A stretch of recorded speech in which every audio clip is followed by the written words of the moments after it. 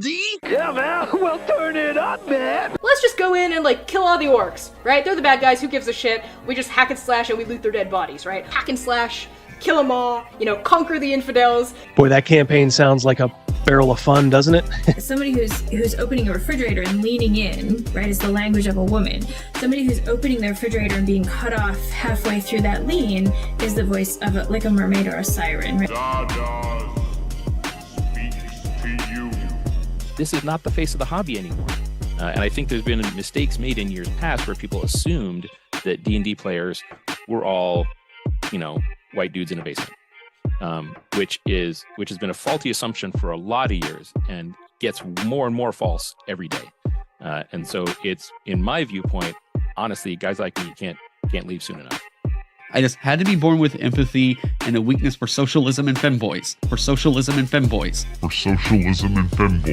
We gotta put a little hot sauce on the taco, you know what I mean? We want this dwarf to be the dwarfiest dwarf. Right. We want the elf to be the elfiest elf. And just the dashiest dash of Tabasco. Their voices need to carry across water. I'm a creative. It's a huge drain, right? Because fans can be awful. When we got the descriptions, they were very adamant. They were like, try not to make it like a white blonde guy. Like, please, like, we love him, but there's like 500 million of them. The diversity that the characters need to have needs to reflect the gaming world now. The mix of people that are playing these games, you know, it's not, you know, 13-year-old white boys held up in their basement. It's a very diverse crowd, you know. You say white lives matter, they don't. White lives don't matter because white lives aren't a thing. What's this? What's this? It's the jacket. The jacket. Lutherville, Marina Del X, Otisburg. Who's this monster? She's got her own place. Otisburg. It's a little bitty place. Otisburg. Okay, I just wipe it off. That's all. It's a little town. Okay. We'll do it live. Okay. No. We'll do it live. Fuck it. Do it live. I'll write it and we'll do it live. Fucking thing sucks. 5, 4, 3. Great sandwich. Thank you. I enjoyed having you here. You're a very good co-host. Man, your sinewy muscles are just ripped. And look how your gleaming sweat just comes off your golden body, and the women are just looking the same, and all of them want Double D.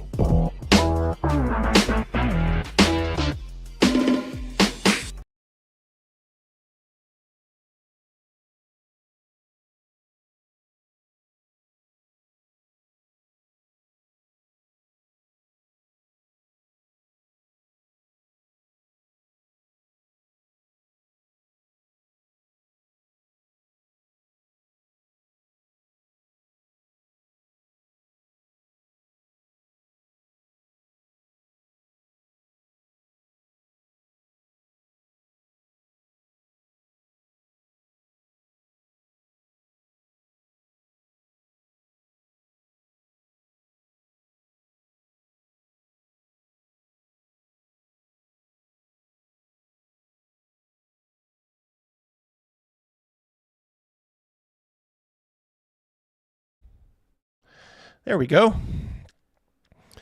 How you guys doing? It's a Saturday stream, guys. Give me a break. I know there's sound now. I can see it going out.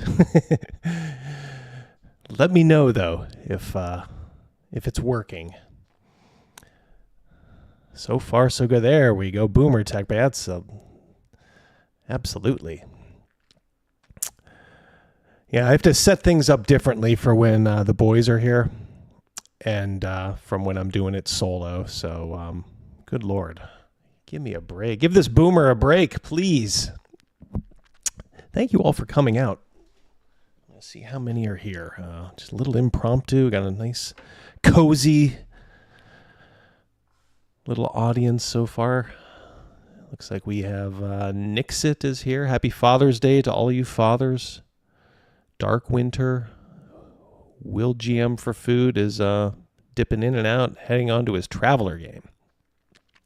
Somebody showed me a very weird Traveler cover for, I think it's an adventure Dark Winter. It is a black man and a white man. They are most definitely a couple. So that is the Mongoose's Pride offering. Make of it what you will. In fact, we'll go into a little bit of that pandering in just a moment. A little, I don't want to say dismayed, but disappointed that, God, it's just such cheap and shallow pandering that they do. Of course, Mercurius is here. Jeff from Denkar. Patty's just popping in to say hi, and he's heading to Montana. Safe travels, Patty. Good to see you. And then everybody's telling me I'm muted, no sound. Yes. I know. Mark's Genre Mixer. Good to see you. Electric Dreams. Howdy, y'all. Well, it's good to see you guys. Mrs. D is out at a all-day game day right now. And I am 3D printing something directly behind me here in the back part down here. I am printing some Orogs. Birthright doesn't really have orcs. They have Orogs, which are, cousins to the orc, I guess. Back in 95, I guess, Birthright wanted to be a little different. So they said, hey, we're not going to have orcs in this setting. We're going to have Orogs. So they're just, I don't know. Does anyone know who they're even mixed with? Is it like an ogre and an orc? Is that an Orog? Anyway, I do like them, actually. They're actually formidable foes. The problem is there's not many minis on them, but I discovered, chat, that if you print an orc at 125%, you're pretty much good for an Orog. So, that's the Orokai on Dark Winter. Yeah, so I'm actually experimenting with that. I printed out the first batch and printed them at 100%, figuring these orcs looked a little bit bigger from the folks I bought them from. They weren't. They were just normal size. So Orog's got to be about 7 feet tall. So I'm like, you know what? 125% sounds about right. So they're back there. I think all is well. Don't tell Crazy Mouse, but I'm printing him a new thief figure. He's a thief named Pious Wood. And his brother, his foster brother character is his character name is Quentin. It's played by Captain Stern, who's dropped in now and again. Hasn't been a little while, but he used to drop in. Yeah, so it's a bard thief combination. Hope you guys are all enjoying the weekend, enjoying the good weather. Yeah, I'm almost glad that there's not a ton of people here, because that would mean you guys don't have anything else to do. Well, if you're in the northern hemisphere, I guess the southern hemisphere is going into fall right now, or probably winter, early winter. Sucks for them, but man, is it beautiful here. Let's see. I'll wait till maybe a few more get here, then we'll just do a real quick, shouldn't be a long stream. Don't you need a mask when 3D printing? I don't need a mask. I'm superhuman, Mercurius. That resin stuff is nasty. I think some of it, they treat it like it's like uranium 238, though. Like, oh my God, if you get anywhere near it, you're going to die of cancer the next day. No. But, a little bit of precaution. Rubber gloves. Rubber gloves are probably the most important when you're handling it in the back end, getting the figures off the build plate and all that stuff. So, all right, let's go to the, let's go do some evapping. Ta-da! So this is all that Pride Month is now. This is D&D. This is Paizo, or not Paizo, Wizards of the Coast. There we go. T-shirts. For folks that pretend to hate capitalism, man, they can't put shit on a T-shirt fast enough, can they? These guys are just shameless. So Paizo is rocking on Twitter or X. They have their logo as a rainbow all month long. I will say, and you guys can correct me if I'm wrong, but I don't think Paizo is offering any t-shirts, and I don't even think Green Ronin is offering Pride t-shirts. I was not shocked to see that Wizards of the Coast are. And my God, if I was gay, I would just be like, this is so cringy. It's so cringy.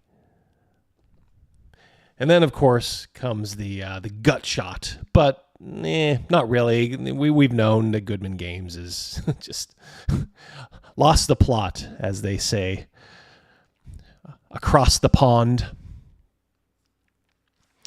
Lost the plot.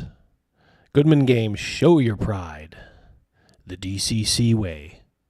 We've got great new t-shirts to celebrate Pride Month.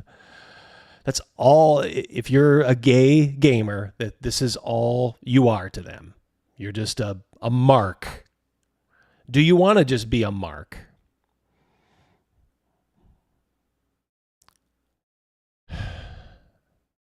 It's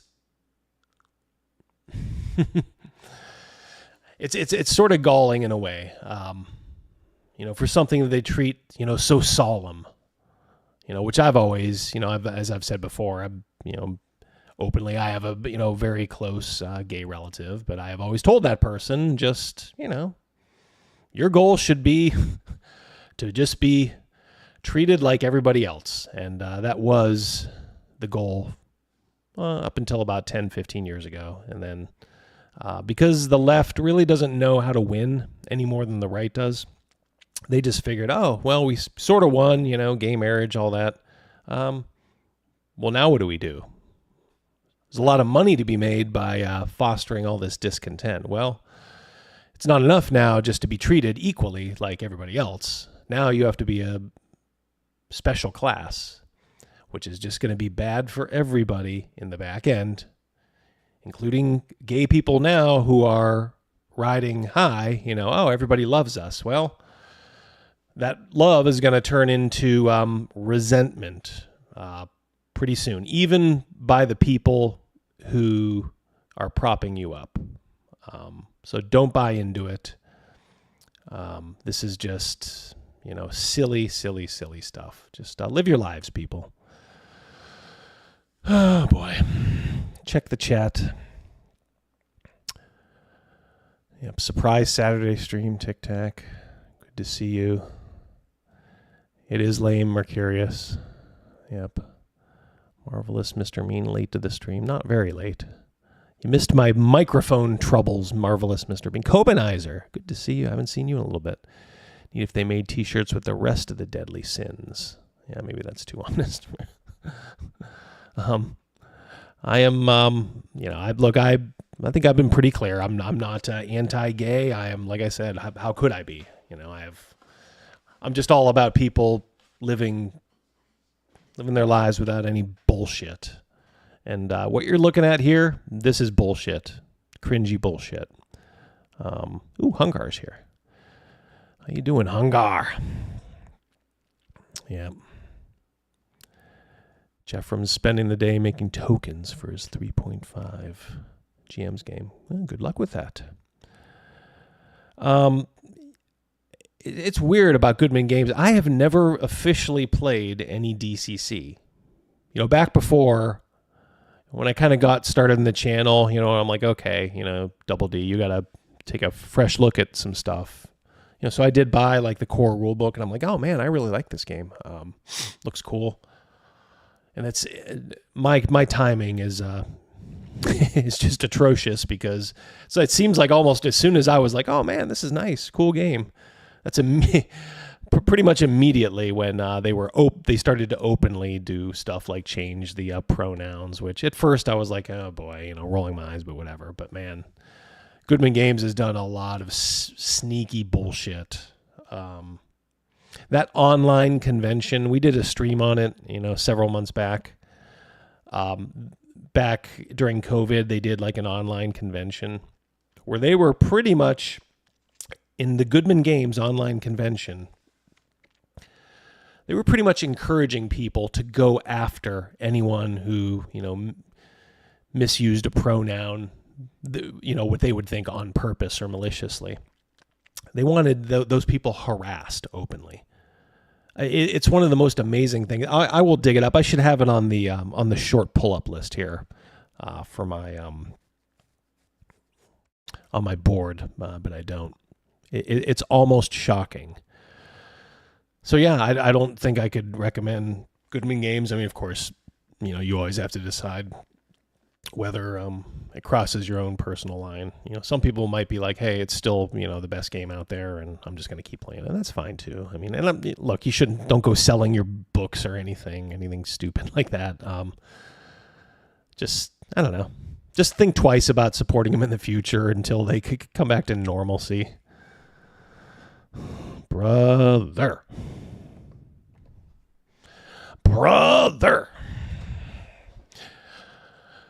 Oh, boy. What do we got here? Oh, my gosh. We got 41. 41. I want to talk about a couple of things, and then we can see where we're at. Like, I know a couple people stream later. I think T-Shirted streams a little later on Saturday. I know Nerd Cognito streams, I think, on Rumble, Saturday Speakeasy, but I think those are both later, so I hope I'm not streaming over anybody. I figured I'd be okay. Plus, I want to get to those 3D prints behind me. I want to do some work on them. You know what I figured, chat? On those 3D prints, I don't have like a curing station, so I'm like, damn, I got to wait until the sun's out, the last batch I did. And then I'm like, wait a minute, Double D, you dummy. You have 2 gigantic UV lights. I have those black lights. Sometimes for special events, we do I get the black light posters out. Those are 2 gigantic UV lights. So I threw those on. And they cured those 3D prints in about 15 minutes. But yeah, this was sent to me by Griff. So I don't get any money for this other than, he just sent a freebie out to me and a host of others and just said, hey, take a look at it. Let me know what you think.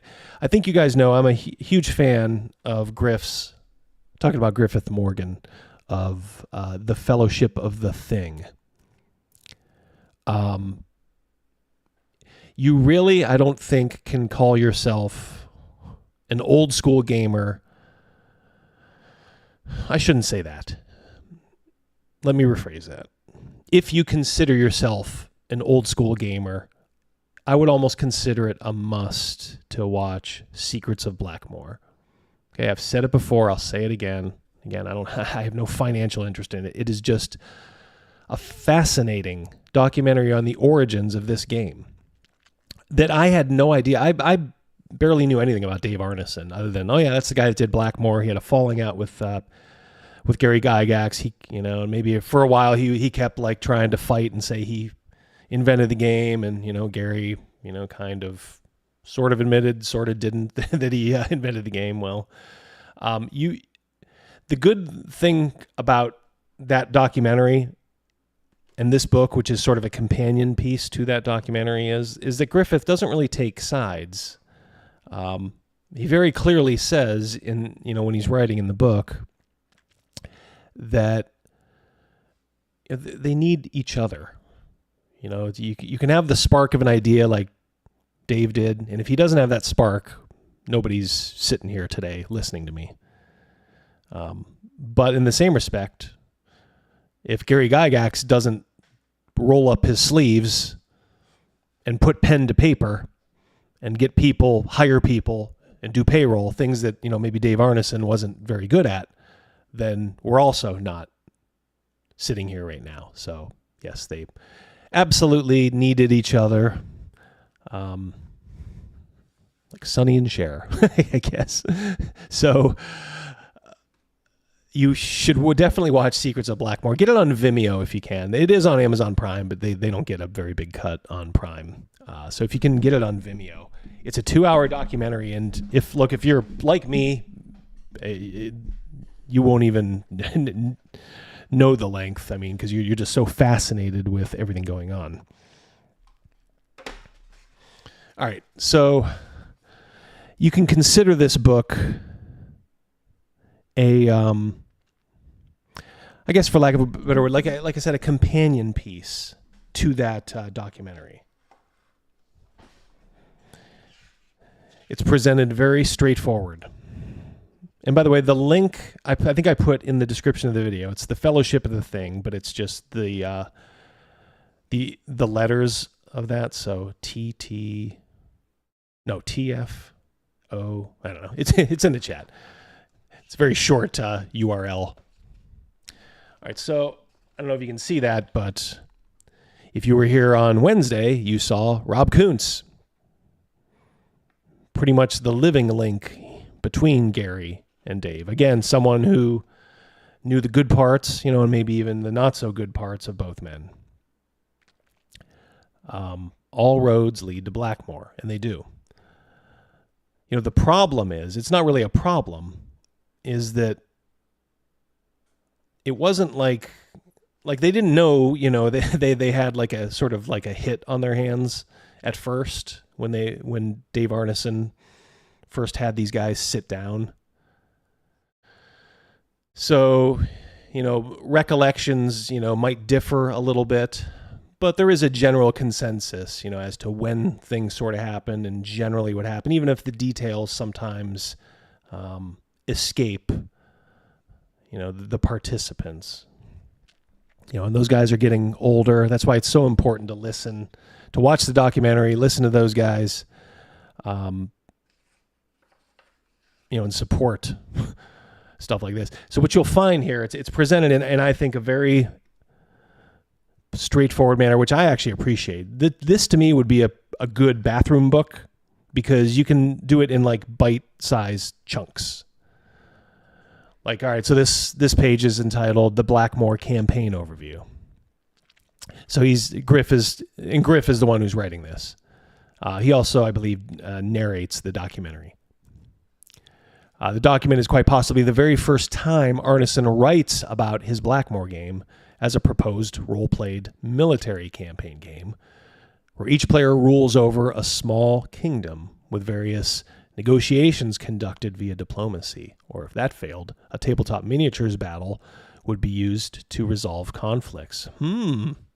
Sounds a little bit like Birthright, does it not, chat? Is Birthright the ultimate old school setting? Bet you didn't count on that. But that's pretty much what he first proposed. Now, of course, it didn't really turn into that. I think it turned into more of a traditional, individual players going into, Castle Blackmoor underneath it. Griff continues here.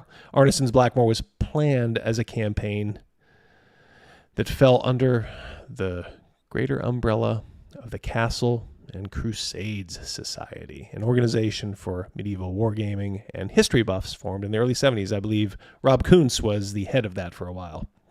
I don't know if he started it or not. Not sure. So what you get is these little summations here, but then, very nicely, and, they are copies, like direct copies of the original documents. So in my opinion, this is it's just a very important book. I mean, if you have any disposable income, this stuff like this should be on your shelf. Look, this is like, these are like the original maps of Blackmoor. All right, so we'll go through this one, the Blackmoor rough sketch map. Map is considered by many to be the earliest cartography for Blackmoor. What we present here is a Xerox copy, which has been colored in for more clarity, not by Griff, but by Arneson himself. Dating has to be guessed at, but most likely from early 71. Gary Gygax's Great Kingdom should logically extend to the southeast, according to this rendering. I guess that was Gary's initial portion of this world. It should also be noted that it's very likely Arneson was working off of what he had been told about the Great Kingdom in a phone conversation with Gygax, and had not yet seen a map of the Great Kingdom when he first drew his map of Blackmoor. Thus, the two domains maps don't quite fit together. Gygax never fully understood why Arneson chose such a boggy and watery location in which to establish the campaign area. However, one must understand that Dave Arneson loved naval war games. Well, Gary should have understood that because Gary was also a naval war gamer. In fact, I think, didn't they work together? I thought Gary and Dave worked together on a naval war game.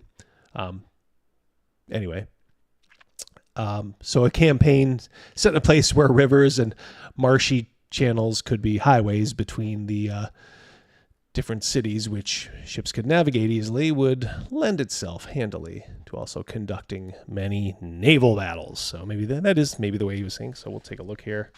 So there you see the Great Kingdom down there to the southeast. The Duchy of 10. Past the Duchy on the left-hand side, if you will. Egg of Coot. You guys know the story of the Egg of Coot? For those of you that don't, that is not an homage, a poke at one of Dave Arneson's former wargaming companions. I believe it's Greg Scott is the guy's name. He actually started, if you've ever done micro armor, the 1/285th scale, like tank battles.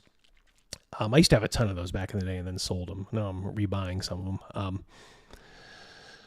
But yeah, Greg Scott was all in when Dave Arneson and the group were doing historical stuff. But when they started to get into this kind of thing, he kind of scoffed at it, looked down his nose, if you will, at these guys, said that, believe it or not, wargaming is manly, and role-playing is for sissies. So Dave Arneson, after that,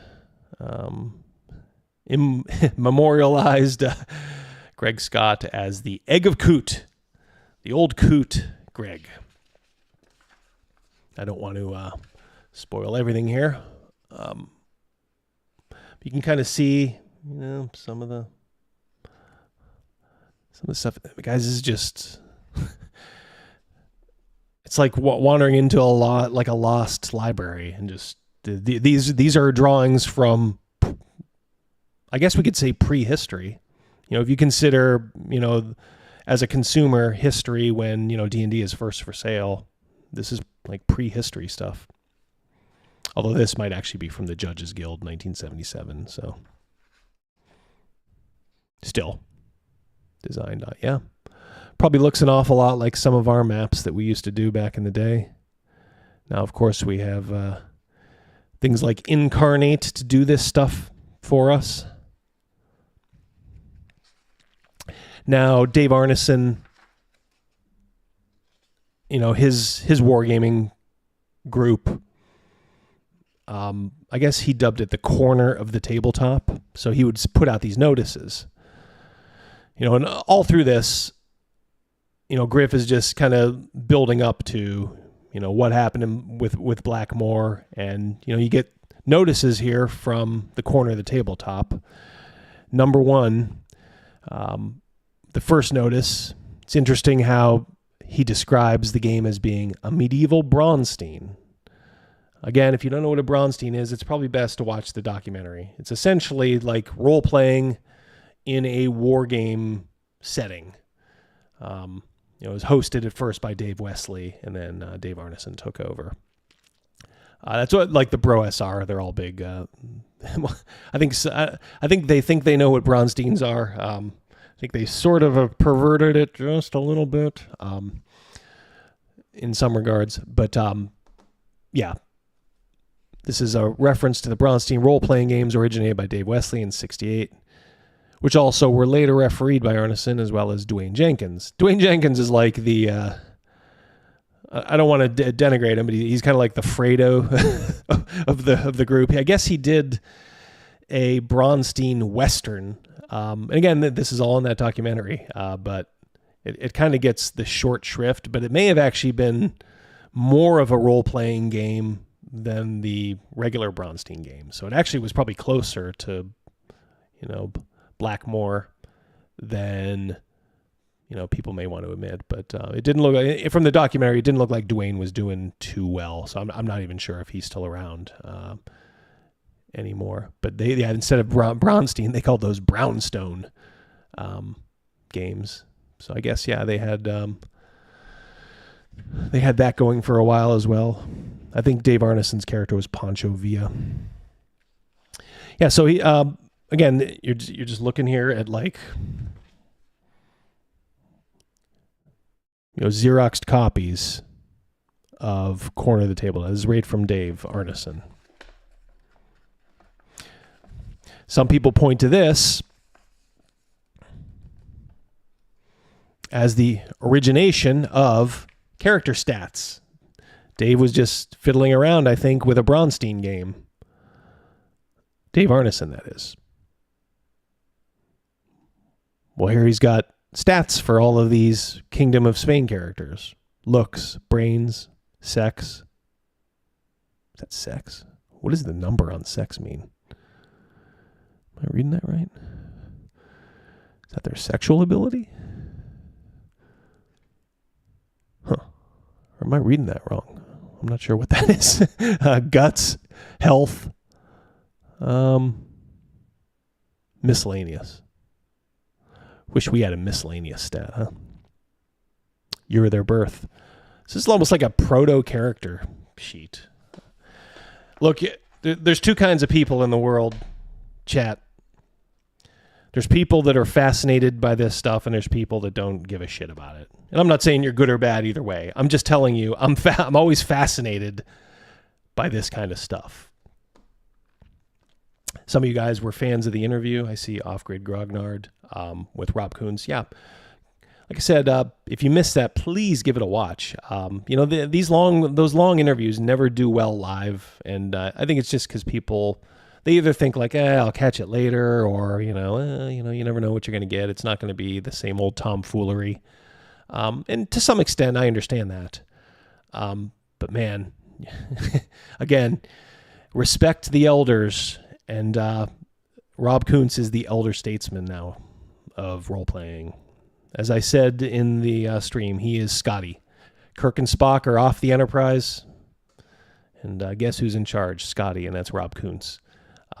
Very important guy, very nice guy too. I had to talk with Rob off camera. We had to kind of set it up, do a test run. He's just a super duper guy. Follow him on Twitter if you haven't already, 3 Line Studio. And, I've told other guys on YouTube, in this sphere, like, hey, reach out to Rob, get him on, get his story out there so it's not just on my channel. Get some exposure, for this guy. Because as I think I mentioned, he told me a story which, it's not mine to tell, but I'll just say this, that I think both Gary and Dave would want you to hear Rob, kind of tell his tale. I don't think that those guys, ever got to quite finish, or even start their memoirs, but I think they would want Rob to set the record straight for all time. The Fletcher sagas. Oh, Return to Blackmoor. This is weird. And maybe this might be the last part that I go through, because like I said, I don't want to just spoil the whole book, but kind of get a sense here that, Griff sets something up, and then he's got historical documents which you can read to your heart's content. This is a huge section. There's so many just cool. So look at that picture. Is that not cool or what? Come on now. But Return to Blackmoor. Apparently, this account by Arneson is written as a fictional story about how Arneson himself arrives on the planet of Blackmoor. Yes, in this story, Blackmoor is a planet which resides within John Snyder's Star Master sci-fi campaign. So they kind of had like their own little multiverse there. Shared universe, I guess. The Crashed Spaceship, City of Gods, is the most prominent crossover campaign event, which later became an adventure module by TSR. But it's also the domain that's adjacent to other realms, such as Gary's Great Kingdom and Bob Bloodsaw and Bill Owen's Wilderlands of High Fantasy. Bloodsaw is our Judges Guild. It's even a place that can be reached through the use of powerful magic eyes from Phil Barker's sci-fi world of Tecumel, who I think the Black Lodge guys were just talking about Tecumel, which I don't know a lot about, so I might have to check that out. Apparently, many people from both present and past and future Earth have visited Blackmoor. All of these. There's one thing I found here. See if I can find it. One such deal. Okay. I think what happened here is that, now I don't know if this is how he actually started the Blackmoor campaign, but Dave Arneson said, okay, guys, you know, Dave Arneson, was flying back from Europe and my plane was lost over, was it Greenland or Antarctica or something? And just see if I can paraphrase here. And he's like, you guys have to come find me. So I think it was like a genuine role-playing event. And so they're like, okay, but I think they were actually playing themselves. And see if this sounds familiar. Okay? So all the players that are around are playing themselves, going to find Dave Arneson's crashed plane. And they were using apparently like real life skills. It says here, the rescue scenario is even based in real life skills within the Blackmoor bunch. For example, Dan Nicholson was a licensed pilot to fly small planes. So he was recruited as the pilot for this rescue mission. So what they do is they go to find Dave Arneson. They find where his plane crashed. There's a cave there. They go through the cave, and then when they come out the other side, they're in the world of Blackmoor. So, I'm gonna quiz you, chat. A group of everyday people go into a dark place, and when they come out, they are in a fantasy world. Does that sound like anything? You Gen Xers out there, does that sound like anything you might be familiar with when you were, you know, holding that basic set in your hands? Maybe even reading it on a Saturday morning. Very good, Mac Thompson. Indeed, it is the D&D cartoon. Absolutely. It's the first thing that I thought of. I'm like, holy shit. I want to... I wonder. I mean, this stuff was not. If this is only coming to light now, I would doubt that, you know, somebody cribbed it. So I'm sure it's just a coincidence, unless somebody had just maybe originally had told this tale, like, oh yeah, that's how we started, and then maybe it was a bug in somebody's ear. You know, of course, it could have just been a Hollywood guy, because maybe by that time it was a trope. Wasn't that like the? I mean, it isn't like a, what is it, a Connecticut Yankee in King Arthur's Court? Is that the one? Yeah, so I don't know. Yeah, Gary told him exact maybe, but was Gary aware of it? Because I don't know if he was in, I don't think he was in this game. I think this was the original Blackmoor bunch. Yeah, Mercurius, yeah, Johnny, that's true, yeah. I have not read those. My wife is a huge fan of the John Carter, so maybe it is just sort of a, you know, which like a trope, I guess. But you know, I can only relate to things that are, you know, unfortunately polluting this mind of mine.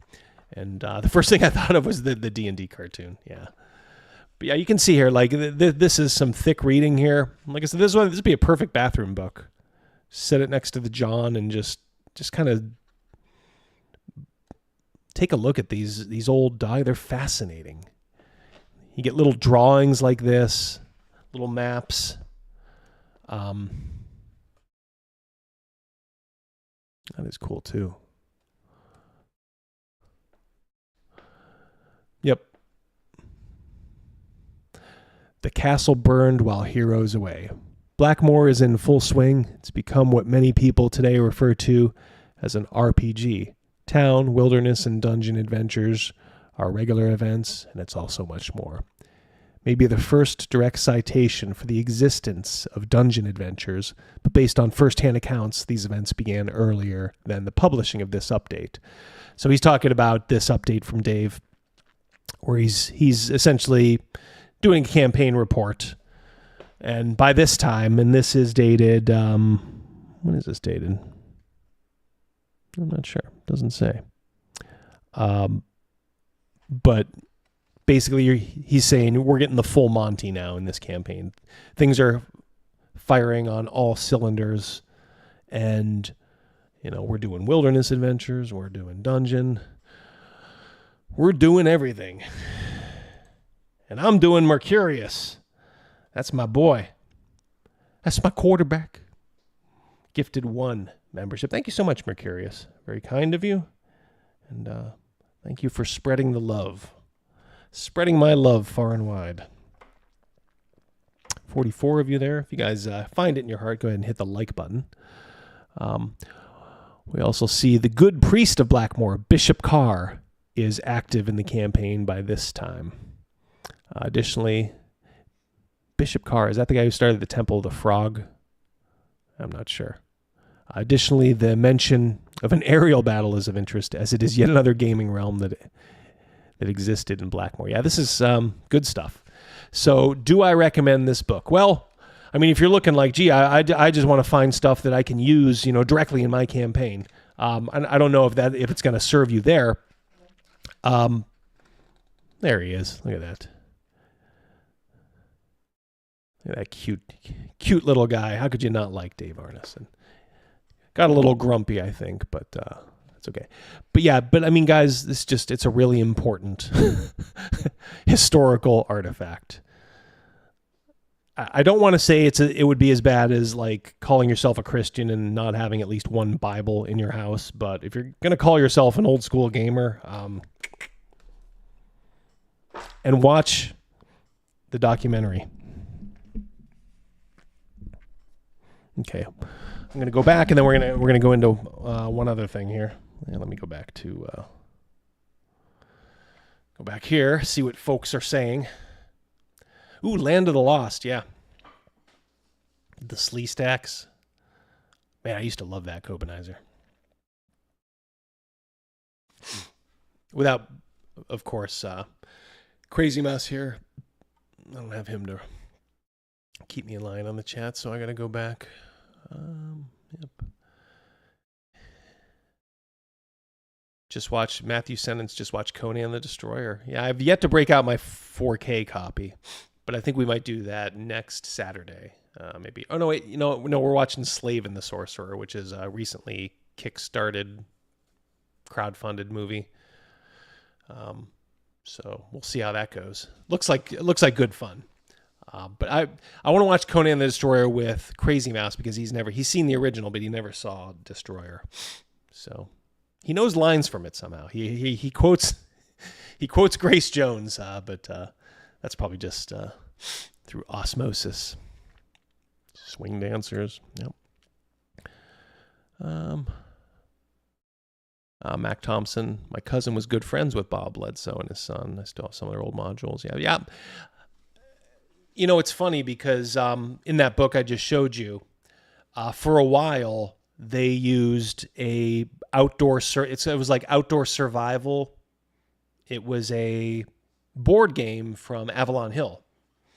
But if you looked at it, it looks like a D&D map, and maybe that board game had more influence on D&D than we might realize because it was hexagonal. You know, it looked like a traditional wilderness map. So I think Dave Arneson used that as a while. So that made me feel better, Mac, about using the city-state of the Invincible Overlord as the basis for the Imperial City of Anyer in mine. Now, I did mine back in 1996, I think. I had a copy of City State of the Invincible Overlord. I had the map, and I had a city. You know, I'm a busy 25-year-old guy, just married, you know, new job. And I'm like, damn, I could, this Imperial City of Anyer looks really cool, but I could use a little help. And then all of a sudden I'm like, hey, wait a minute, this is the map of a whole city here. I'm like, well, I could kind of, you know, downplay the goofy stuff. And just kind of use this as the basis for the Imperial City of Anyer. And sure as shit, it has worked. In fact, here, I'm going to show you. Oops.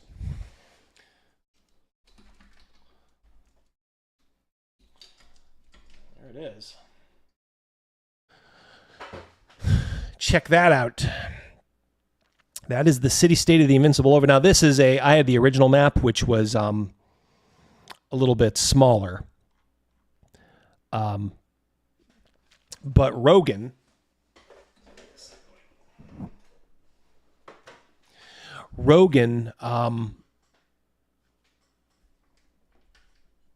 at some point bought like an updated version of City State, and it came in pieces. So it was just this spring. I think I did a stream on it or some sort of video where I'm just like, shit. The old map is like, you know, getting long in the tooth, but I'm like, I'm gonna do this. I'm gonna do a little color in it. You know, I'm not gonna be afraid to make changes. That's what role playing's all about. So this ain't pristine, like you can see here. That's the Western Imperial Temple of Halen, the Temple of Koreakin. You know, that little red mark down here, that is the world famous Crummy Crab Tavern. That is where active people meet in our campaign world. You know, but there's all kinds of like cool little alleyways here. Yeah, Great Goldworm, Crazy Mouse should do a Dash video like everybody. I'm trying to get him to. He's a little skittish sometimes when it comes to that kind of stuff. But I'm like, dude, just let me sit in your front seat and we'll do deliveries, and you know, I'll narrate, and you know, we can crack wise and that. So I will tell him, Great Goldworm, that you were asking. I would love to do that. But yeah, did you laminate? Mac, this map is too big to laminate, but if you can kind of tell, and you probably can, this is plexiglass. I just got a piece of plexiglass at Lowe's and just literally threw it on top, and I love it because then I can also put, you know, the world map here underneath it as well. You know, and I can take that out as need be. Obviously, this city-state map is bigger, but I'm cutting off half of it with a world map from Anyer. But yeah, God, I love that. I will go to my grave now. It's been such a part of my life for over 30 years. You know, I know this map now. I mean, it may not be the city-state that, you know, other people use, but it's the one that I use as Anyer, the Imperial City of Anyer. All right. So, Fellowship of the Thing. The link is in the description. Check it out. I think you may be taking pre-orders for it. It is a really cool book. And guys, please watch that documentary. You owe it to yourself if you have not seen it. I mean, like I said, I know there's two kinds of people, those that don't give a shit about this kind of stuff, but if you do pretend to care about the history of the game, that is history. As Belloc said to Indiana Jones, Indiana, this is history. Well, that documentary is history. And it's history that Wizards of the Coast does not really want told. They really don't want to talk to guys, any of the Blackmoor bunch. They don't want to talk to Rob Kuntz because, as we know, Wizards of the Coast is swine. Dummkopfs, as they say. Howard Hughes, good to see you, sir. Yep, here we go. Patty's here. Yeah, Patty's waiting. So, yeah. I got sent this by our buddy James, Neckbeardia James. Now, you guys have to keep in mind, he told me, he's like, please, for God's sakes, tell him we're going to change that box. This is just a preliminary box. I actually kind of like this box, But Megan, of course, his better half said, dummy, it would look a lot better if it was black with gold etching. And I can see that, actually. It's going to look even better, the final one. Yeah, the final box should be pretty sharp. Now, keep in mind, these are promo cards. These are essentially like the factory sending us, hey, this is what it might look like. But in case you don't know, Patty, many others have been part of a project. Got it here. We get the Griff. Of course, the man I've sort of been talking about. I know he's streaming. I was busy watching a video about Sweet Baby and extorting money from Chinese game buddies. Well, it's probably more entertaining than this one, Griff. Yeah, Griff, I just went through, if you look back, I was just kind of flipping through a little bit. Didn't want to spoil too much. The new book, Blackmoor Foundations. So highly recommended. Guys, it is a historical artifact. And Griff is a very good guy. Follow him on Twitter too. But yeah, so this is so this is sort of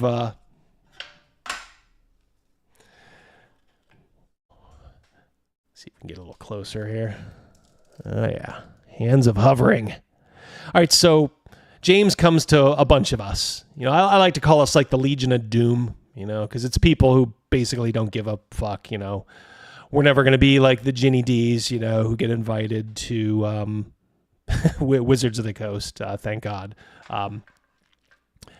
So, yeah, we were like, yeah, sure. I mean, I'm sure you can follow on X and see who's promoting their own cards and that. But, I think I can safely say like the Red Room is part of it. Neckbeardia, James, many others. Patty, yep. So we have done a deck of triggers instead of the deck of many things. Neckbeardia, James said, why don't we just do a deck of triggers just to trigger people? And we'll make it kind of useful. So you can use these in your game.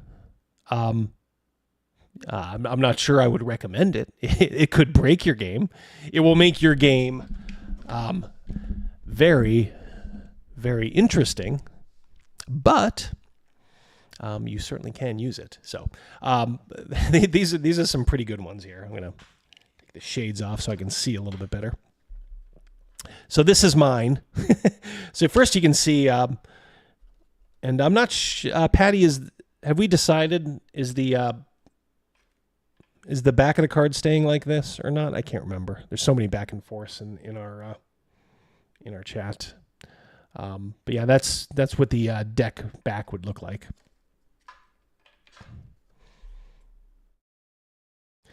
And here's Double D's offering. All right, everybody's done about like 5 cards, and then we're gonna have like goals of guest writers. Yeah, hands of hovering. People are getting sick and tired of your handsy ass. Sure, a warm embrace for an old adventuring friend may be fine, but guiding that lovely maiden to a private booth at the local inn with your hand resting on her waist? Who do you think you are? What year do you think it is, huh? Until you break the curse now bestowed upon you, you'll no longer be able to touch anyone. An invisible barrier springs to life when you go near any other living being. Good luck getting those healing hands laid on you, Mr. or Mrs. Fratteur. Yeah, so the art here is just dynamic. We have a fantastic artist who's, of course, not afraid to work on these kind of things. That's why when this comes out, I'm kind of hoping some of you guys back this. Yeah, Tarmhal. Yeah, that is he is one hell of an artist. A really, really cool guy. We had another artist at first, and he seemed like a nice guy too, but he was kind of like, guys, a little too much heat in the kitchen here for me. And we were like, that's okay. This ain't for everybody. We understand. But Tarmhal is phenomenal. This is good stuff. I like the little goblin trying to grab her, Red Sonja's ass here. Very, very good. Yeah, so that was my offering. Now, I can't remember all these.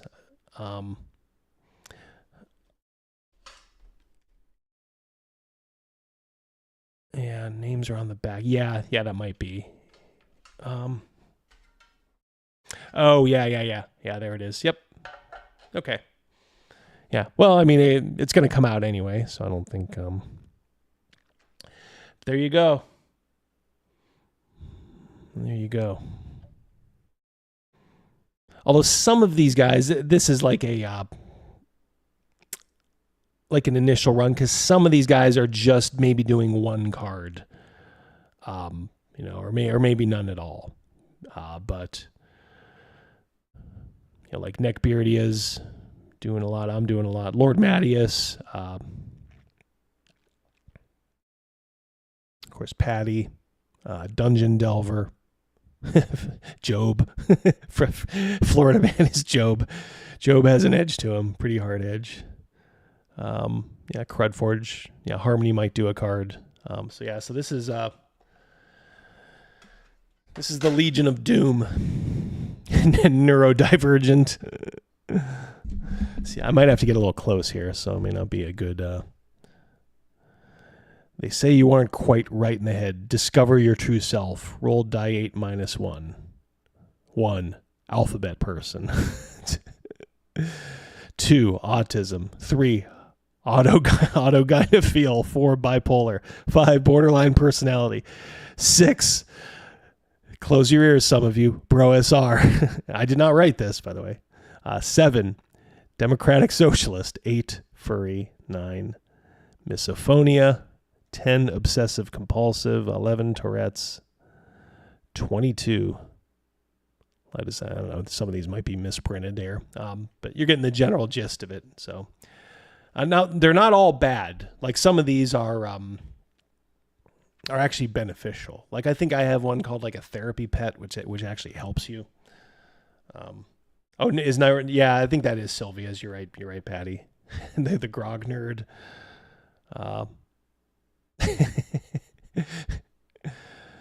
just thought I love the art here.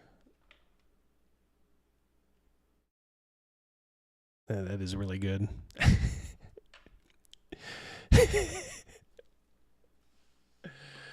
Yeah, this card sparked a little controversy in our in our chat.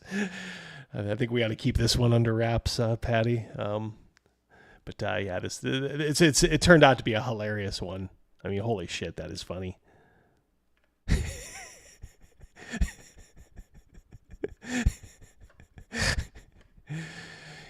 Eat the Rich. Is this Miguel's maybe? Yeah, Eat the Rich. Draw this card is overtaken by the insatiable desire to literally eat the wealthiest PC in the room they are currently occupying. If that is themselves, so be it. If you happen to be rich and you draw this card, you may start gnawing on your own forearm. Yeah, exactly, Patty. Yeah, this is the card we had to one of the artists is like, yep, nope. Some of the conversation around it was kind of funny. Which best remain private. Eat the Rich, that's a good one. Danger Hair. I like the poisonous frog on the on the top. Your aposematic plumage warns everyone, friend or foe, to stay away because you're poisonous. You have advantage/bonus on deception and intimidation, and disadvantage on persuade and performance. See, it's like yin and yang here. You get a little bit of a bonus, a little bit not.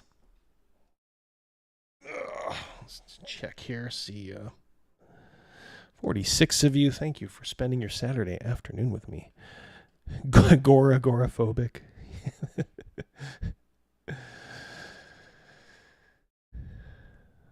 Love this one. When this card's drawn, all PCs and NPCs no longer have blood or organs in their body. They get a little life counter over their head. Like it's a video game.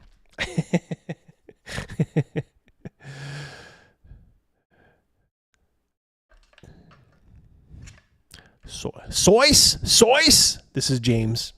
This is Neckbeardia's. Does the GM have a source to back up his claims? Choose any stat at will and change it to fit your worldview.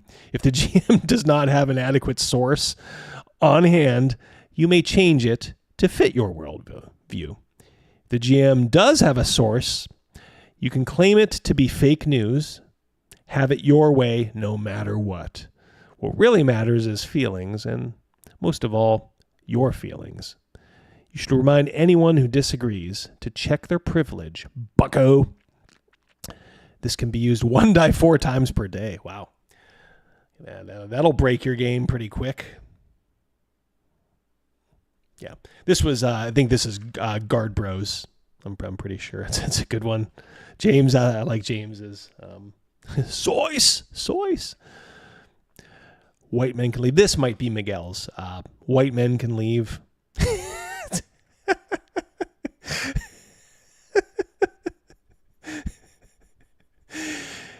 He's just looking into the window like forlornly. Oh, man. Whenever this card is drawn, any player that identifies as a white, middle-aged, cisgender, heterosexual man must leave the game immediately. To remain in the game, the player must opt into a minority group. Choose queer. It's the easiest way out. At least one player must be sacrificed to please the good or of virtue signaling. If all the players identify into a minority, they need to decide which is the less oppressed. And that one will be thrown out of the group. Or perhaps lynched. That's up to you. Martyr of Valuables. When approached by bandits, this PC will relieve themselves of any and all valuables on their person.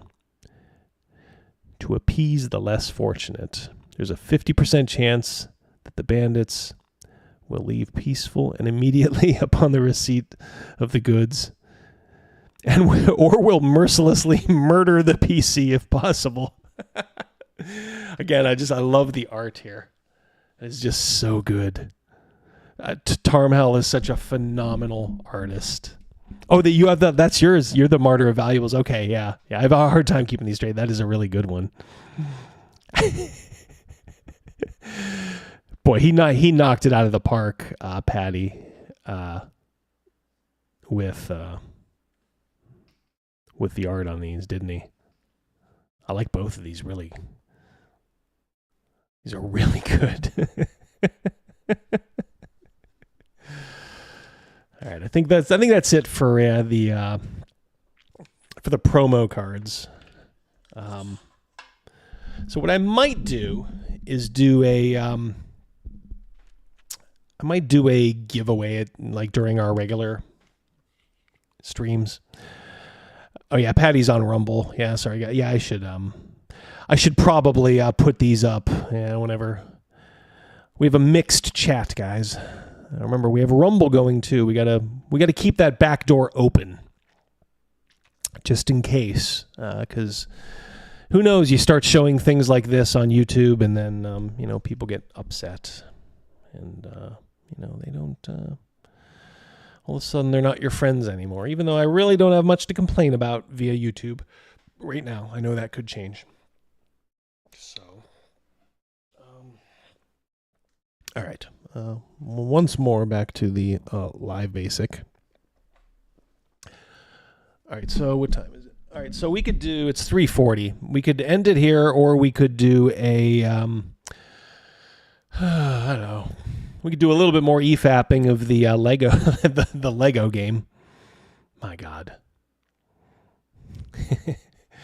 My God, that Lego game. Yes, look at Patty. Patty knows how to make me feel good. Hands of Hovering is my favorite, but there's 40 more cards. Yeah. This is going to be a full deck, guys. Thank you, by the way, Patty. Yeah, that one is mine. Yeah, this will be a full deck of cards. I mean, right now we're just kind of letting Tarmhal do his thing. They're pretty much all written, and if we beat some certain goals, I think we're going to try it on Giant Slayer games. We're going to try to do the funding via Giant Slayer. and we're not going to throw it to Kickstarter. We hope it goes well. Looks like you guys want to do watch a little bit more of the Lego game. All right, we'll do a little of that. But yeah, so yeah, this is just kind of a little teaser. I just wanted to kind of put it out there, and then maybe what I'll start doing is on the Wednesday live streams. I'll give away. What I'll do is I'll, at least for mine, I'll autograph mine, and you guys can have a advance card, a collector's item. Then I will maybe send out some of these other ones too. Yeah, Evil Minion. I hope so. Whoops. Hello, Larenjaco too. But yeah, I think it'll do very well. I hope so. Look, I'll promote the hell out of it. I'm not shy promoting, and keep in mind, guys, I get I've only ever gotten money, like in my checking account from Crud Forge Games. Those guys pay very well. When somebody buys something on that link in the description of my video, boom, it's almost immediately turned around my cut of it. So they're very good about that. Other than that, like if you see me promoting like Dragon Slayer, Baptism of Fire, Chris Miller, Mad Scribe, guys, I just do this because I like these guys. So, but this, I will say this, I have a vested interest in, as does Patty, of course. Now, none of us are getting rich, obviously. It's easy to, I don't want to say it's easy to write these things, but it's not as hard to write these things as it is to do art for every single card. So we are going to pay Tarmhell pretty well for this. So if you want to support Tarmhell and make this thing a success, and then, hey, look, if it's a runaway success, we get a little money in our pocket. I just want it to be out there, though. I want to have a couple copies of this. I want to shove it in people's faces and say, this is what I really think of you effing, bleeps. Yeah, Patty, Crud Forge, yeah, they're very good. I will say that. I know they're getting, I think they're getting down towards the bottom of their stock on POZ, but yeah. You could always go to Virtue Signal, which is their card game. It's a cool little party game. If you're with the right kind of people. If you're with one of those danger hairs, then yeah, you probably want to, unless you're looking to get rid of them right then and there, you probably want to hold off. But if you're with a group that has an actual sense of humor, yeah, the Crud Forge games are pretty cool. I think they're working on another one too. Let's see. Yeah, Howard Hughes, they'd be shown the door at Gen Con in about 10 minutes. Yeah. Hey, we're here to set our booth up, and it's closed. See ya, Griff. Like I said, guys, one last time, I can't say enough. Watch the documentary, Secrets of Blackmoor. Find it on Vimeo if you can. I mean, if you have no other choice, it's on Amazon Prime, but they take a huge cut if it's on Prime. So try to buy it on Vimeo. It's well worth it. And that book that I just went through is a companion piece to that. They reference stuff, not all of it, of course, but yeah, you'll be able to kind of follow along a little bit. It's very, very cool. All right, we'll go back here.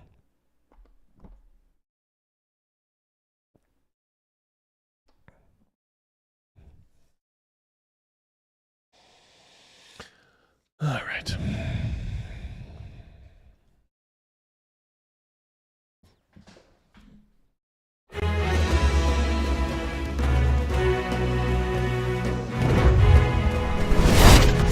You already have some made. This is yours. Yes. No. Let me make you some fresh ones. Right? Yeah. But yes. And he's side. Have a look in those boxes. Have a look around. Okay. It's. Go upstairs. So, dentistry. But it is a creature you believe the bedroom. I think we were like 25 minutes. I've got nothing to hide when they have nothing to hide. Ooh, Ginny D. Throwing down the wisdom. My word. All right. Here we go. The horror. For those of you that don't know, Ginny got asked to go across the pond to the land of Lego, Denmark, to play in a D&D game hosted by Lego. There's some tie-in with one of their overpriced sets. so yeah, this is it. They have a voice actor as the DM. Shocking, I know. Try to contain your surprise. A DM voice actor who has never DM'd before. But, that's how they chose to roll. A good point. But the hot wings were generous. True. That is true. But how are you funding a renovation if you're giving away your hot wings? Oh, yeah. Oh, God. It's all coming back to me, chat. It's all coming back to me. Yes, they're on a mission to get hot wings. I wish I was lying. I'm going to pause for a moment and just give you... I don't toot my own horn. I'm a pretty good DM. I'm an okay DM. I've been doing it a while, so I can think things up. I can make things run smoothly. So like last night, the group finds a scroll. They're up in the Five Peaks area, the Wildlands. They had to rescue this fort commander's wife, along with the help of some of the soldiers of the fort. On the Orog, they find a scroll on leather, like a leather parchment. So it's a different kind of a scroll. So one of the performers who's kind of in town actually is a hedge wizard, and he can read that scroll, because right now, believe it or not, our party doesn't have a wizard. But this guy who's in this performing troupe, he's a hedge wizard, illusionist / contortionist. He's like, yeah, I can read this. This is a gate. Everybody's like, gate? What the fuck?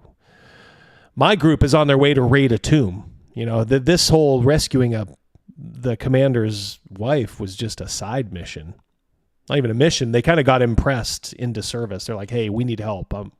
You're being deputized whether you like it or not. But now they have every right to just kind of go on. But they're a little curious. Where does this gate lead to? What was this Orog that they found this scroll on? What did he want with this fort commander's wife? Well, it turns out the fort commander's wife is blooded. In Birthright, if you're blooded, you have a connection to the land. One land, one king. They have the blood of the gods in them, sort of, a little bit. It's essentially a way to designate the really important people, and the rulers of the realm and guilds and stuff like that. They have a connection to the land. So, yeah, this woman who was kidnapped and rescued, she's blooded. Why did this Orog want her? Well, he's got a gate scroll. So I'm just kind of riffing a little bit last night. And I'm like, I have a general idea where I'm going, but I'm like, okay. They open up, they go through this gate. Now, they had the choice. They could just leave and get on with their, of course, their purpose, but they're like, nah, let's have a little look. We'd like to see ourselves. So a couple soldiers went with them. They went scouting through. They went into, they were immediately in a mountainous area. They walked up a little bit, and there's these huge black obsidian doors into the face of a mountain. Infernal script. The thief climbs up, goes inside, opens the door from the inside. They go in. Polished obsidian. Looks like this stuff came out of the ground. A gigantic throne room. A throne in the middle. They hear a cacophony on the right. What's going on in there? Rogan's character, Zane, goes over with a couple others on that side. Checks out this door. There's probably 150 of, I guess, flying imps. They have blank books, and all they are doing is flying around, putting books back, and most of them are writing in the books, chattering away like howler monkeys, chipmunks. They don't even notice Rogan's characters looking at them. It's almost like, remember in Star Trek when they went over to the Borg ship and the Borg are just like, they would just walk right by. So these imps are filling out books, like huge tombs, and putting them on shelves, that are carved into the rock. On the other side is a blacksmith, a big fat blacksmith. His eyes are gone, just black holes. He's hammering away on weapons of war, hammering them, putting them aside, hammering them, putting them aside. He turns around and faces the other part of the group, my wife and a couple other guys, their characters.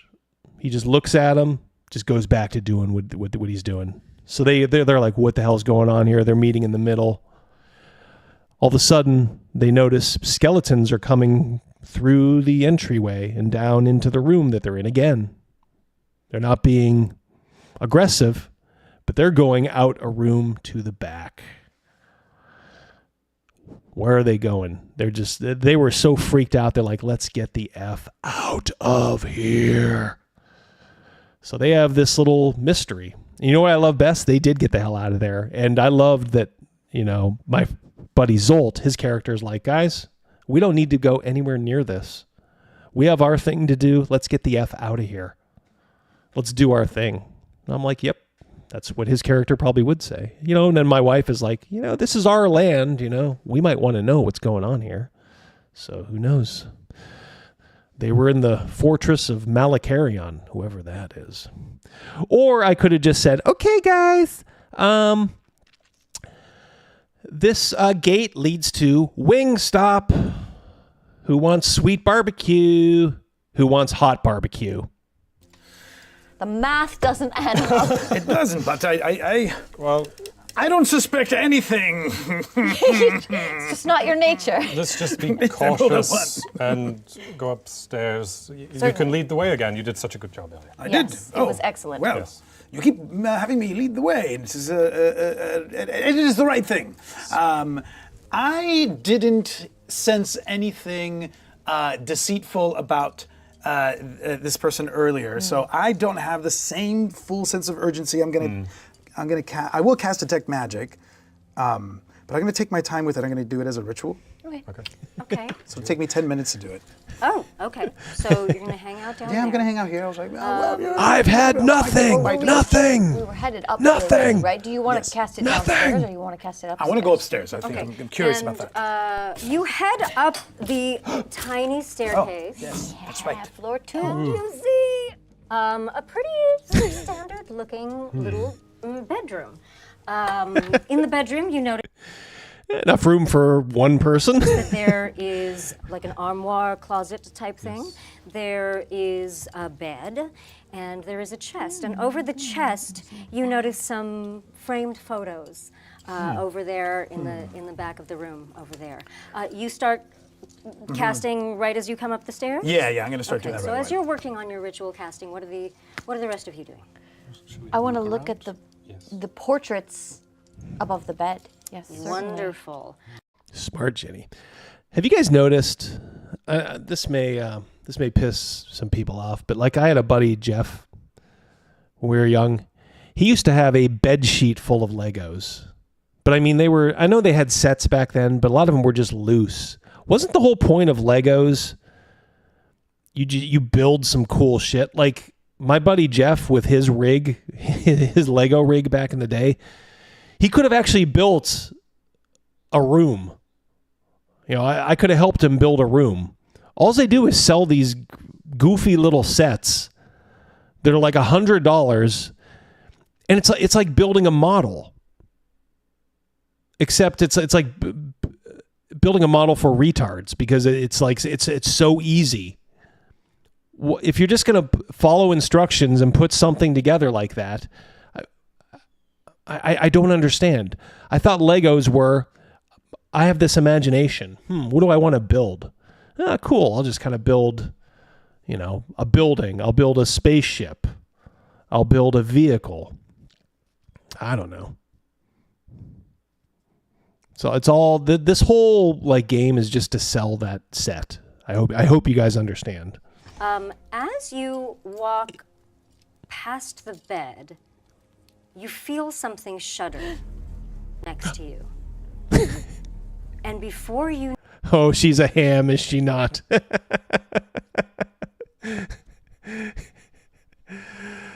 Don't ever accuse her of not knowing where the camera is. know it. The middle of the... She's looking a little ragged there. Sorry. I don't have any problem dumping on the toxic fish. She has no problem dumping on white men, so the toxic fish can F right off. Bed opens up, and you see sharp, pointy teeth. Because there's a chest, there's a stuff.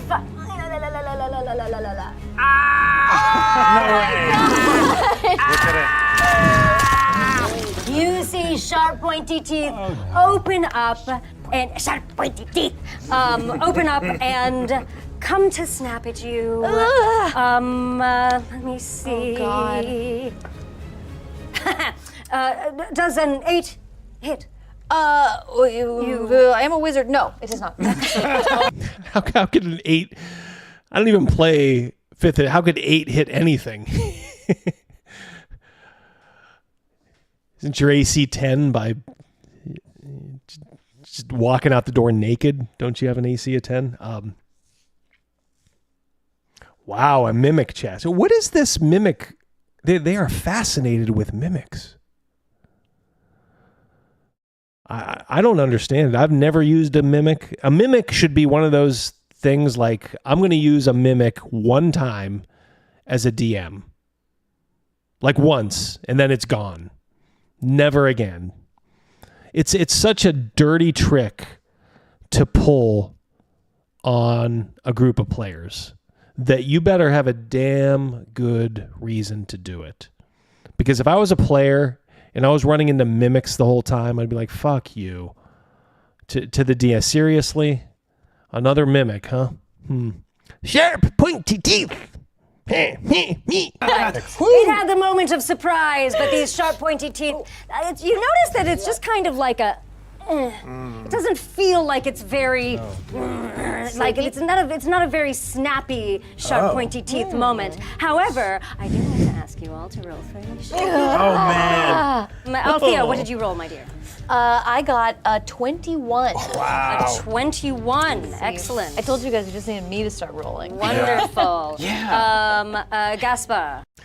I gotta say too. I think I asked this when we did it live. As far as the smasher pass on Miss DM there, all things being equal, Double D's not married and all that stuff. I'm gonna say probably smash. If I could just get her to shut up. But more importantly, straight up, she's better looking than Ginny D. She is like much better looking than Ginny D. Sick. And she's got to be, I don't want to say twice her age, but she's significantly older, I would imagine. I think she's in her early 40s. Is Ginny D even 30? Oh. I'm outside. It makes sense. Robin. As I'm cowering behind Althea with an 8. Wayness. A 16. Nice, with a 16. Did you add your initiative bonus? Yes. Nice. Althea, your adrenaline has gone from, on a scale of 1 to 10, it's a 29. As soon as that happens, you see this crazy-looking creature that is coming out of the bed, or is it the bed? You can't quite tell. But it is a creature you believe that you have studied in your studies at the academy. So you definitely are familiar with what it is. What would you like to do? Mimic! I'm up close No, with it, right? Mercurius, You are they're right not. up. Yeah, you're right up at I the will end show of it, you. basically. You can You're smell its walking breath. by it to get to the chest. All right, I'm gonna grab the footboard with my hands and cast Shocking Grasp. These are. Okay. Presumably there's no metal on the bed. It's not like a metal It is a frame. It is a bed that is about to eat you, so it is not made of metal. Right, at this moment. no metal involved, so no advantage.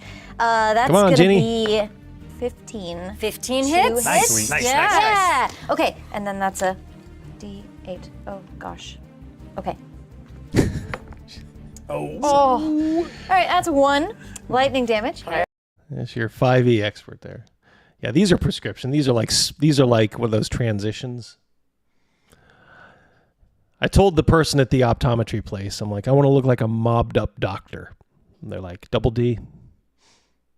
I got just the glasses for you. Except these are for distance, so actually these are not good. I can actually see better with the sunglasses because they're not prescription. But yeah. Kind of look like David Soul in the 1970s with these on.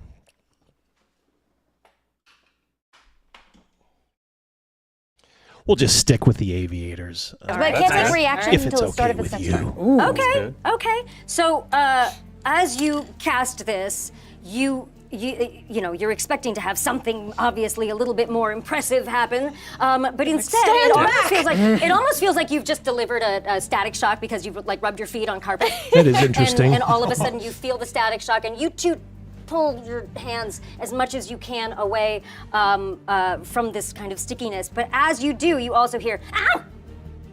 Huh? Wait. And we move on to. Wait, am I connected to it still, or can I step back? Because I think. Okay, it's up to you. Because knowing that it can't take reactions, I think I would try to get out of its melee range. All right, go for it. Go for it. Nice. So you backing up a little bit? Yeah, I'd back up probably 10 feet up against the wall if I can. Excellent. Except there's a chest. No, away from the chest though. 'Cause now I'm suspicious. Fair. Okay. I mean, that makes sense. Right, next we have Waynus. Make some space for my sword up here. Make some space. And she pulls out her long sword and goes straight in for a strike into one of the teeth. Into one of the teeth. Yes. Excellent. Roll me. Roll to Yes, I was just gonna say. Yes. Dang it. Start calling you the mimic dentist. That is a Oh, was she, 5. Howard? That a Plus- 5? plus- 7. Yes, +7. Yeah. If she's at Gary Con, she'll definitely be at Gen Con. Maybe what we'll do is we'll do a double D live stream of roaming the hall trying to find her and like get her autograph. Would you guys like that? So a 12? So that's 12. A 12 hit. Hi, whoever you are, big fan. We talk about you all the time. I'm still saying, hey, look, I don't want to say, oh, beggars can't be choosers. Look, I might be a little bit older, but Double D's getting his ass back in shape. I'm starting to notice some of the benefits when the old shirt is off. So who knows? Maybe someday I'll do a shirtless stream. Hey. Wow. If you guys are lucky enough. Nice. Yeah, I guess it's a They don't bed. move. It's big. Yeah. It's stationary. Nice. That's the one. Ginny D. 7. 7 plus. I don't know what she's. I don't know what 7 she's plus 4 doing. is 11. Excellent. Nice. As She you ain't hear, hitting the gym, as you I know do that much. as this slices down, you hear ow. Is it the mimic making these sounds? Does it seem like? Do you think Alex Jade Scales is in there? There, yes, maybe. Is that the end if of you your want. turn, or do you want to? Yeah, I believe yeah. you have Bonus 2 action. I attacks. do have 2 Extra attacks, but Oh, yeah, you're right. I'm suspicious of the sound, so I will hold back and stand back. I'll find her, evil minion. Okay. I'll find her. All right. As you have Me and struck Rogan. this, and you hear the ow, you also hear a oh.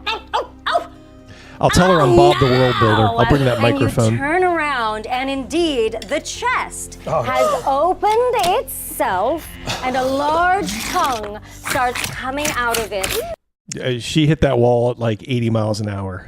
If we're talking about Ginny, yes, she's. And attempts to wrap around you, my dear, because you are the one that attacked its compatriot. Indeed, I am. She hit the wall like Luca, that Suzanne Vega A song. 19 hit. It does hit. 19 does hit. All right. You take 10 points of bludgeoning damage. So this mimic has been in its object form, and as the tongue comes around to you and lashes around you, suddenly it actually wraps around you, and you are grappled. Ooh. Guys, I'm kind of stuck here. Oh no! Do we see this? Oh yeah, it's hard to miss. Let's, in fact, thank you for. Why would one have teeth when another does not? Yes. Yeah. Oh no! I think we'd be getting some good shots there if that stupid dragon DM screen wasn't in the way as she's leaning over to put stuff in. Oh.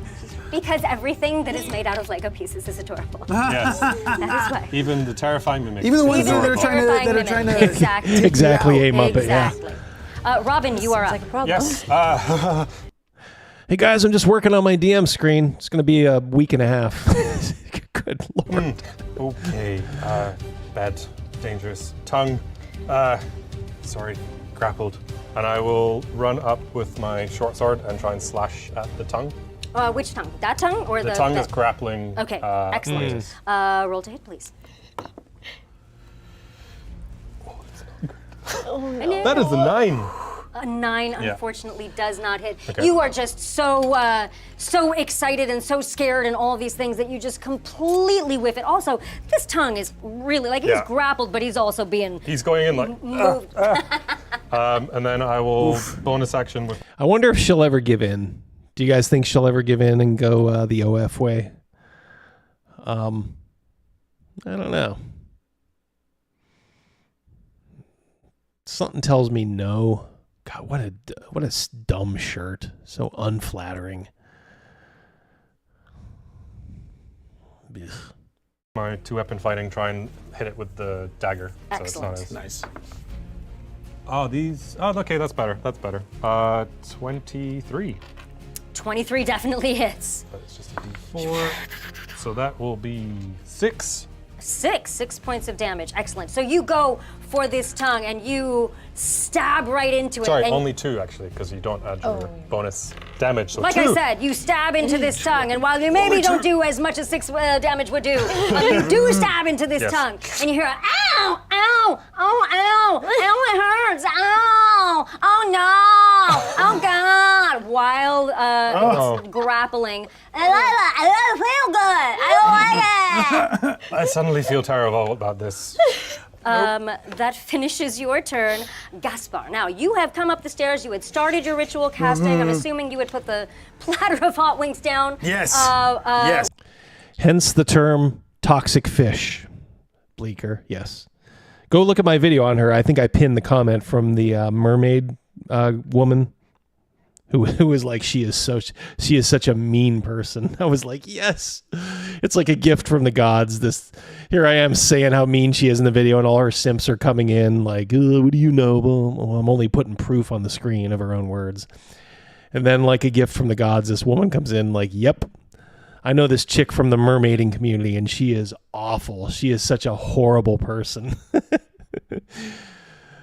So yeah, that was vindication.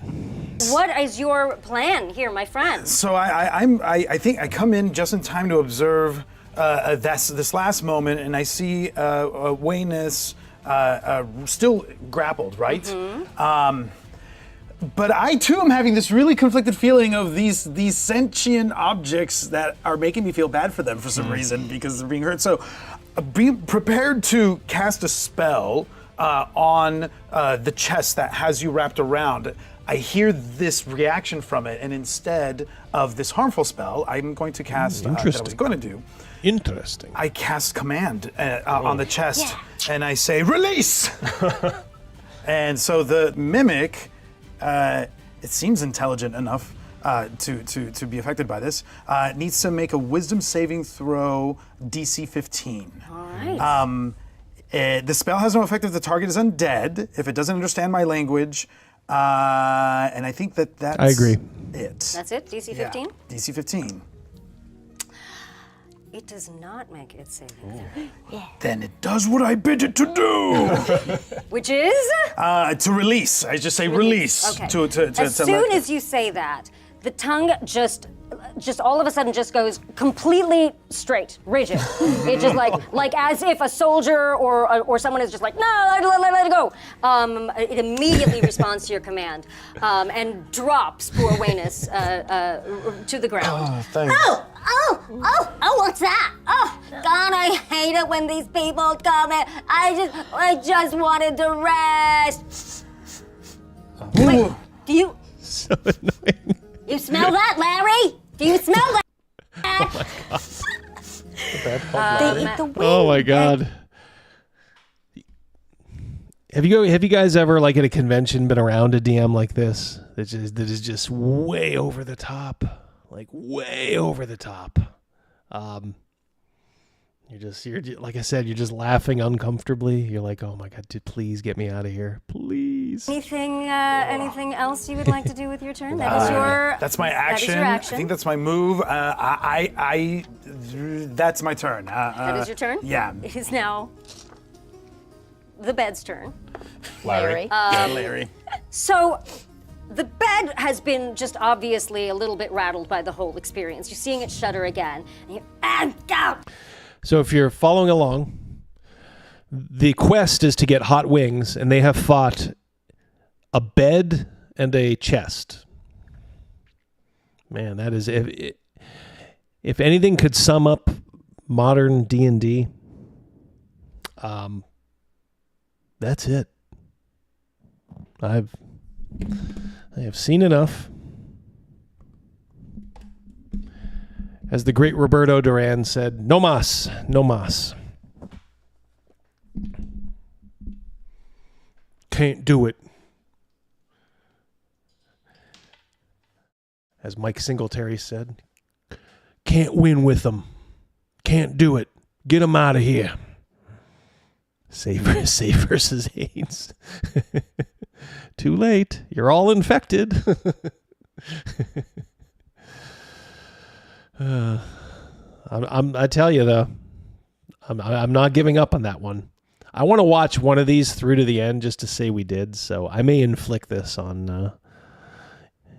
the Wednesday chat too. At least I'll have Rogan and Crazy Mouse there to catch things that you and I didn't chat. When I want hot wings, I usually look in my bedroom too. You never know what you'll find under the sheets. Isn't that more like a drumstick, Bleecker? Hey-oo. All right, guys. Well, like I said, didn't want to go too long. Only been about an hour and a half or so. In summation, the Pride T-shirts from D&D, from Wizards of the Coast and Goodman Games. How cringy can you get? It does kind of show you what the whole Pride Month has devolved into. We looked at this. Find it at the Fellowship of the Thing, link in the description. But also take a look at the Secrets of Blackmoor, the documentary. If you are at all interested in the history of this game, you will want to watch it. And that book is a companion piece for that. So also, like I said, a very good, very, very good bathroom book. Thank you, Nixit. Yeah, I just kind of said, you know what? I'm waiting for these prints, which actually should be finishing up behind me, so I can go right into that. Thank you for showing up, guys. I really appreciate it. And to all of you fathers out there, a very sincere Happy Father's Day. It's not always easy being a father these days. Oh, look at that! Look at him coming in under the window. He likes to be dramatic right at the end. Great show as always. Good sir. Cheers. Thank you so much, Howard Hughes, for $20. Always a pleasure to see you here, my friend.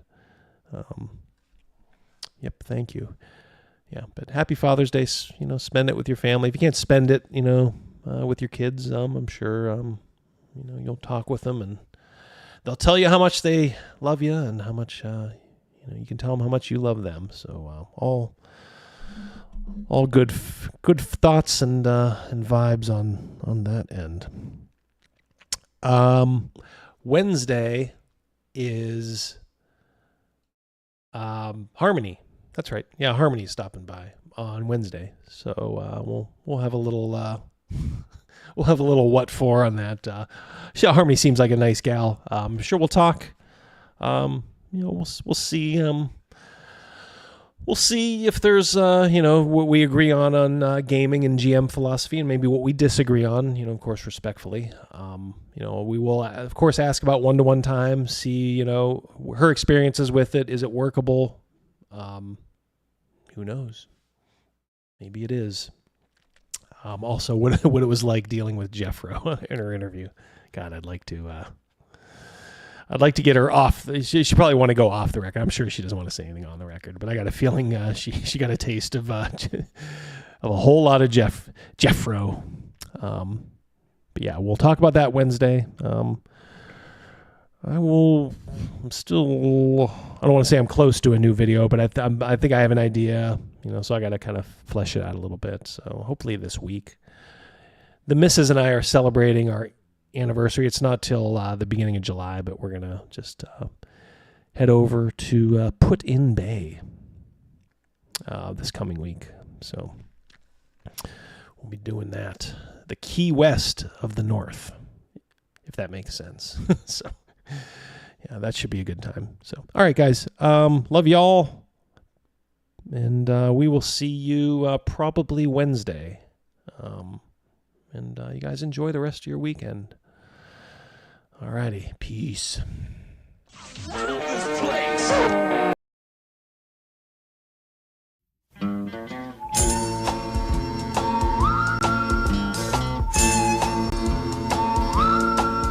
Back when I was a kid, life was going swell, till something happened, blew everything to hell. That night my daddy stumbled in, all pale and weak, said a woman up the block just gave birth to a geek. Mom said, sell it to the circus, what the heck? Dad said, nope, this one's a pencil neck. And if there's one thing lower than a sideshow freak, it's a gritty, scum-sucking, pencil-neck geek. You see, if you take a pencil that won't hold lead, looks like a pipe cleaner attached to a head, add a buggy whip body with a brain that leaks, you got yourself a grit-eating, pencil-neck geek. Pencil-neck geek, grit-eating freak, scum-sucking pea-head with a lousy physique. He's a one-man, no-gut, losing streak. Nothing but a pencil-neck geek. Pencil-neck geek. Soon the geeks were popping up all over town. You couldn't hardly sneeze without knocking one down. After a nice juicy steak, if you need a toothpick, just reach for a geek. They'll do the trick. One day we cut one up for fish bait. Learned our lesson just a little bit late. Soon as the geek hit the drink, the water turned red. Next day, sure enough, all the fish were dead. Pencil neck geek, grit-eating freak, scum-sucking pea-head with a lousy physique. He's a one-man, no-gut losing streak. Nothing but a pencil neck geek.